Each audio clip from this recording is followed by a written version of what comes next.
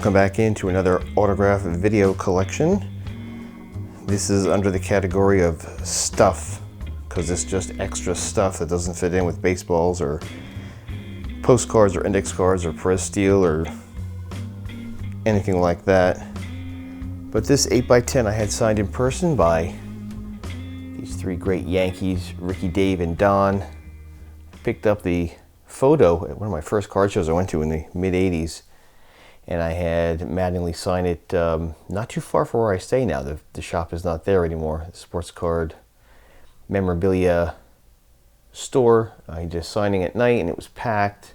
And then I got Ricky Henderson, who I thought signed a little too close to the edge, but they did a good job at Michaels in framing it and matting it for me. And then I got to meet Dave Winfield, who looked at the photo before he signed it and he said, "You see these two guys right here?" I'm like, "Yeah." He goes, "Those are two baseball players right there." I go, "Well, they spoke highly of you as well." It's this piece featuring David Cohn, something I dreamt up and made in Photoshop and printed out in some decent stock. Got to meet him at a show featuring a lot of Cy Young Award winners, but he inscribed it "Perfect Game" and the date on the bottom. Yogi Berra Day in July of '99, Don Larson in the house. And of course he threw 88 pitches to blank the Expos. Joe Girardi was his catcher. This was in '99. It was a perfect day. And it was a great day to meet him and have him autograph this. And he looked at the picture and he goes, he points to the elbow here and he goes, "That's why my elbow is always so sore."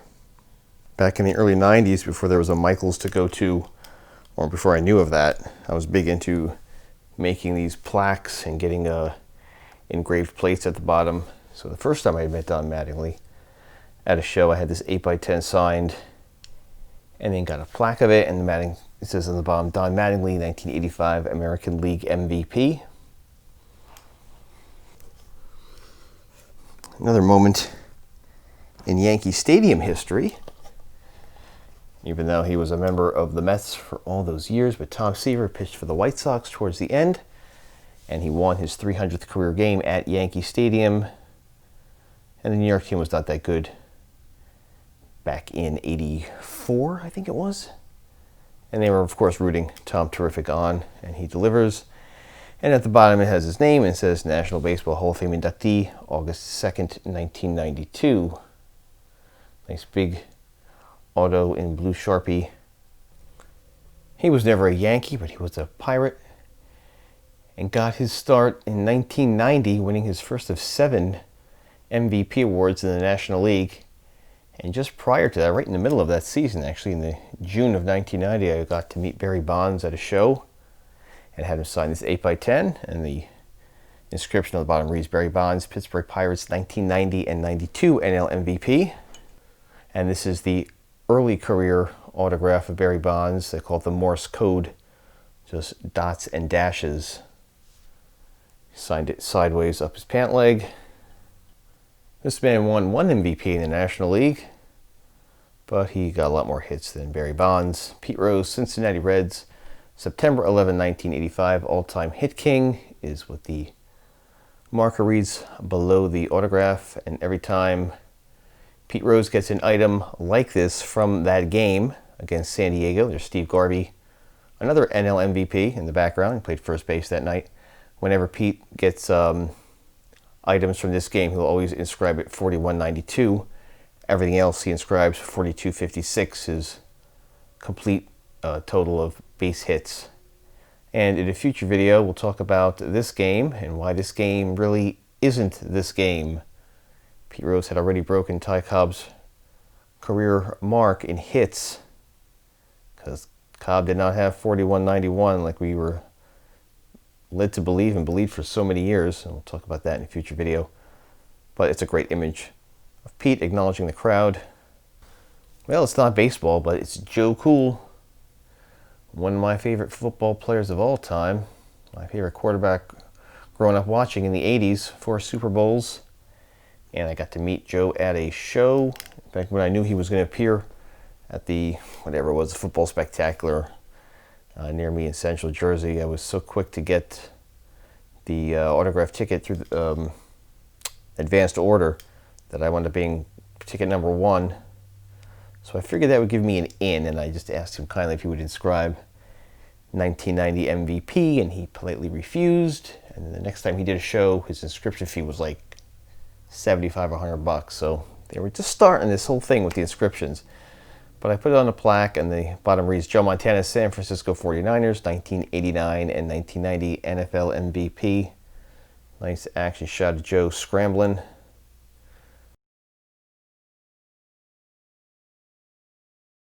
And now on to the binder, in which I have the 3 rings open because I've got a lot of horizontal, some vertical.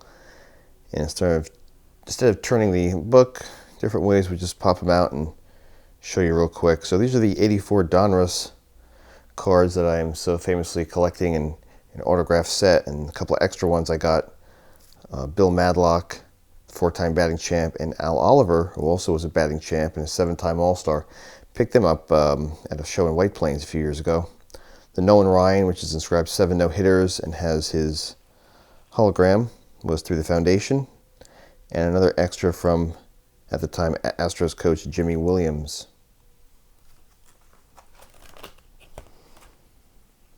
Longtime Cardinal Jack Clark. Got him at a show as well. Mike Krukow I got through the radio station he was broadcasting with in San Francisco. And Jose Canseco was a freebie at local auto dealership. Inscribed it 4040 and number 33. These are the Topps Supers. They were made from 84 to 86. Vince Coleman through a private signing. Gary Carter, it was either in person or was that through his foundation. I think it's $25 he would sign a card. Whoops.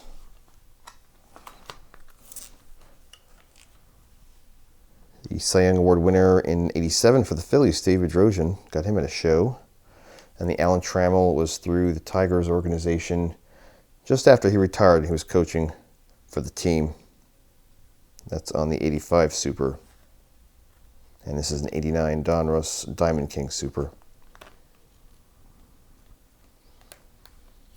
I put out a video a few months ago of my trip to spring training way back when, and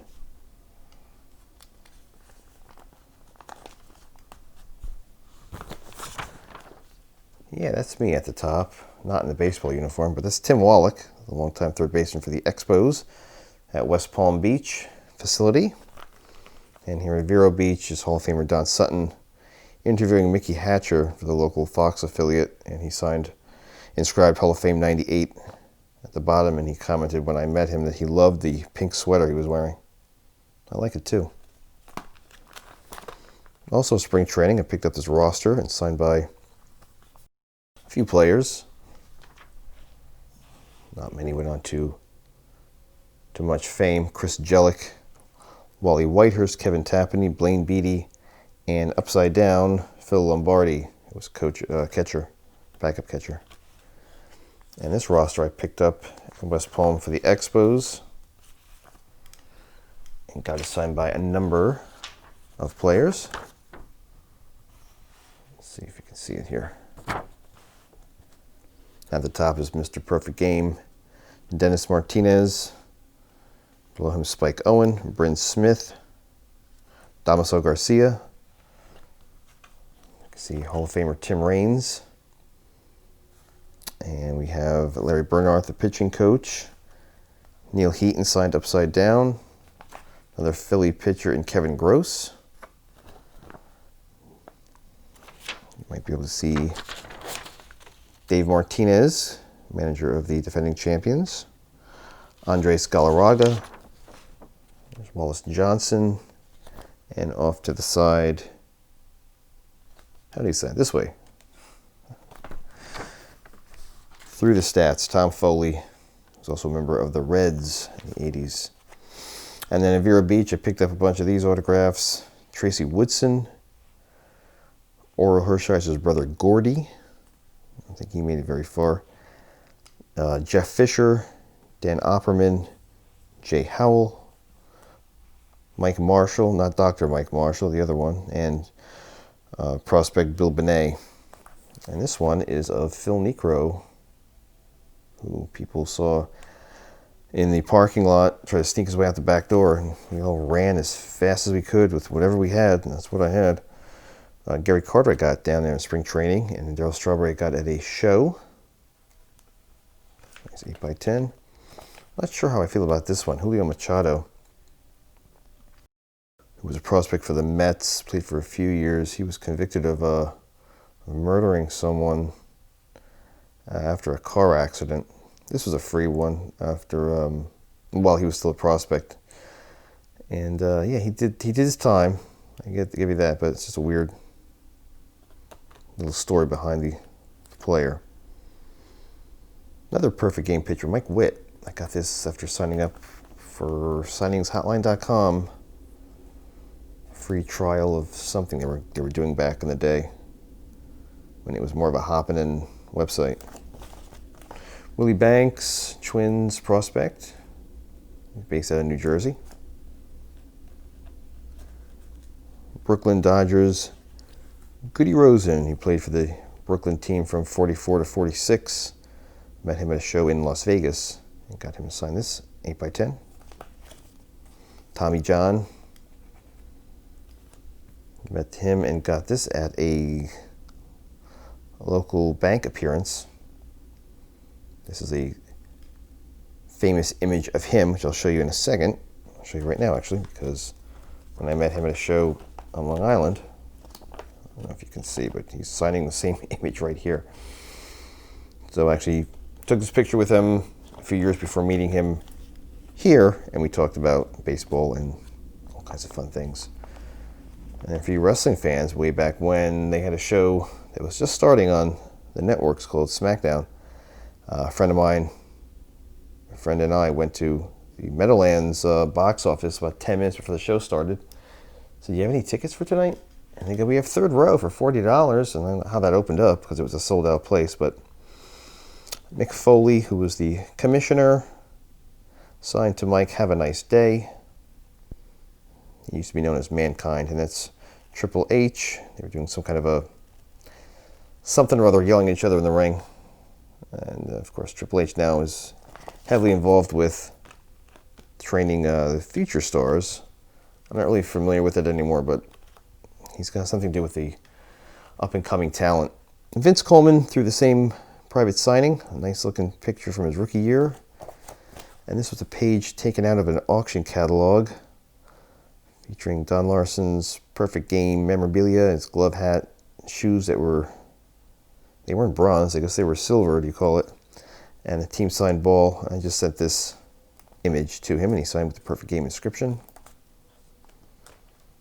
Rick Dempsey, MVP of the '83 World Series with the Dodgers, and then went on to win another championship in the '80s as a member of the Dodgers in '88, won that title. He signed his postcard from Oriole Park, and then the Marlins license plate is signed by Jim Leland, who managed that team in '97. Wayne Corbett signed to TTM. This ticket stuff from when we went to a Monday night game. He was the receiver for Chad Pennington for a number of years, and he inscribed his jersey number. They actually beat the Titans that night. Aaron McNair beat him, and it was their first loss that year, I believe. 2003 Newark Bears. We went to the opening fan appreciation night, just take a tour of the facilities and meet the players. And these are a bunch of guys. I can't even read their names. I don't know who they are. I got a dozen names there. I have to cross-reference with the roster. Boomer Esiason, TTM, through the WFAN radio station, which he hosts a sports talk show. Got him signed. This is the color copy of the advertisement. And Herm Edwards, you can see his autograph right there, made a speaking engagement at a medical company, and I created this image, a takeoff on ESPN, and their theme was Play to Win. You know why they called it that. So the producer was able to get one of these signed for me, so thanks, Jay. That was nice. Keep it in the collection. Cliff Branch, the great Raider, 3-time Super Bowl champion. This was a free signing in Las Vegas, the same as Goody Rosen's appearance. Marty Lyons from the New York Sack Exchange, the Jets. Great, number 93.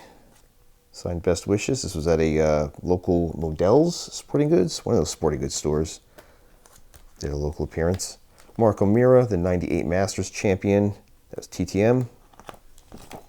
And this J.J. Redick picture of him making his first basket in the NBA was part of a fan pack that was sent to me. It's autographed, numbered out of 3,000. And he's playing against his former Duke teammate, Sheldon Williams, in this photo. Speaking of perfect, how about 7 times perfect? The darling of the 76 Olympiad, Nadia Comaneci. I sent a request to have a Sports Illustrated signed, and they said, yes, you may send to be signed. And they sent this one as well. 7 perfect scores. First one to do 1 perfect score. And 3 gold medals at the old age of 14. How dare her. Kerry Strug, the 96 gold medalist. Saw her in an appearance, and she signed Best Wishes on this picture. And Bonnie Blair, who signs through the mail all the time. She used to sign all the time. I don't know if she does now, but an 8x10, and she sent a smaller image. It's actually creased. It was folded in half and stuck in an envelope, but that's fine. It's a cool picture of her. 96 gold medalist in amateur wrestling, Kurt Angle. Says Olympic champion. I'm not sure if this is a legit autograph. It could be a ghost signed picture. Jenny Finch signs through the mail a lot, and she signed number 27 USA at the bottom. This is a little thing I just threw together in Photoshop real quick of a bunch of her images. She sent that back to me. Marvelous Mal Whitfield, 5-time medalist. 3 gold medals in the 48 and 52 Olympics. Then became a Goodwill ambassador. And he is the father of Frederica Whitfield, who's the anchor on CNN. And she's done a few stories on her dad in the past. He sent me a card, an Olympic card, autographed, and he sent me something else signed. He actually signed this little brochure inside to me and sent his business card and another little reading pamphlet on their foundation. A bunch of things in the mail. That was nice of him to do. Way back when, in 1990, John McClane, a young-looking John McClane, and Chris Terreri, the goalie, were at a show and signed these little 5x7s for me. The Peggy Fleming in the back is a preprint, so I'm not even going to bother showing you because it's just a generic thing they send to anyone who asks for an autograph. You're not going to get anything from her, I've learned. Ian Crocker, who won a gold medal in 3 consecutive Olympic Games in swimming, signed this calendar page, inscribed USA. And finally, Kelly Clark, 3-time Olympic medalist and 10-time medalist at the Winter X Games. There she is, making her way down. This postcard for her foundation. And on the back is the Herminator, Herman Mayer, 2-time gold winner in 1998. And this is the farthest successful TTM return I've received. I actually mailed him in Austria and got a bunch of stuff back. And these are 2 of them. So that was exciting to get back with all the international postage. For posterity. Great. Extra auto stuff. So thanks for hanging out and watching that. And more good stuff will be on the way. See ya.